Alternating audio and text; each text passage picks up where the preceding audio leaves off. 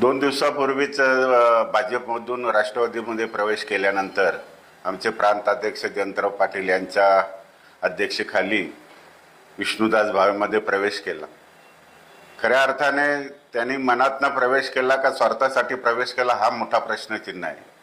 कारण ज्यावेळी पक्षात आल्यानंतर जिल्हाध्यक्ष या नात्याने अनेक वेळा त्यांना मी पत्र दिले, बऱ्याचशा वेळी त्यांना मीटिंगमध्ये बोलवलं पण ते मीटिंगमध्ये येत नव्हते।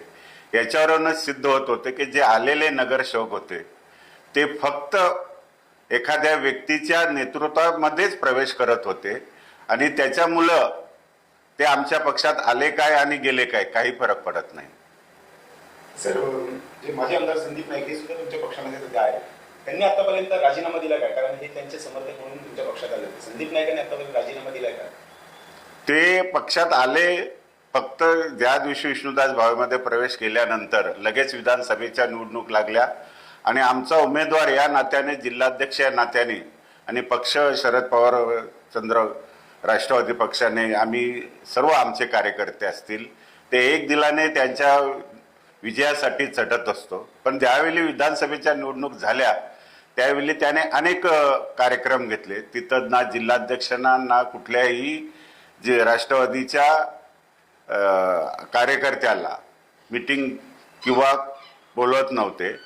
ते फक्त जे नगरसेवक त्यांच्याबरोबर आले होते त्यांच्याबरोबरच मीटिंग करत होते। याचा अर्थ असाच होतो की ते पण पक्षात आले होते की नव्हते हा एक मोठा प्रश्नचिन्ह आहे। नाही, कारवाई करायचा प्रश्न येतच नाही। कारण काय झालंय, ते आल्यापासून राष्ट्रवादीच्या झेंड्याखाली फक्त निवडणुकीसाठी होत्या, अन्य कुठल्याही कार्यक्रमामध्ये ते सहभागी होत नव्हते।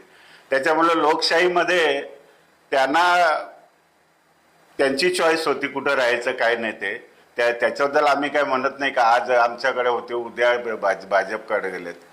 कारवाई करण्याचा मी पक्षाला कळवलं होता की अशा प्रकारचे होतं, पक्षाच्या नेतृत्वाने यांच्याकडे दुर्लक्ष केला याचा अर्थ मला पण समजत नाही। सर, यापुढे असे प्रकार होणार नाहीत पक्षामध्ये, यासाठी जिल्हाध्यक्ष म्हणून तुम्ही काय काळजी घ्याल? नाही, जिल्हाध्यक्ष कोणीही असो, तुम्ही बघितलं असेल बीजेपीचा जिल्हा अध्यक्ष रामचंद्र घरत साहेब यांनी पण त्यांना पत्र दिला होता का 6 वर्षासाठी निलंबित। पण शेवटी त्याचं पण काय चालतं, वरच्या लेवलने जे विचार एकदा घेतले का त्या जिल्हाध्यक्षाला मानावं लागतं। तसं पण माझीच परिस्थिती आहे। बीजेपी मध्ये तर आमच्यापेक्षा कडक काय नियम आहेत, पण ते पण बीजेपीने आज फक्त सत्तेसाठी आपले पायदुली लावले त्यांनी।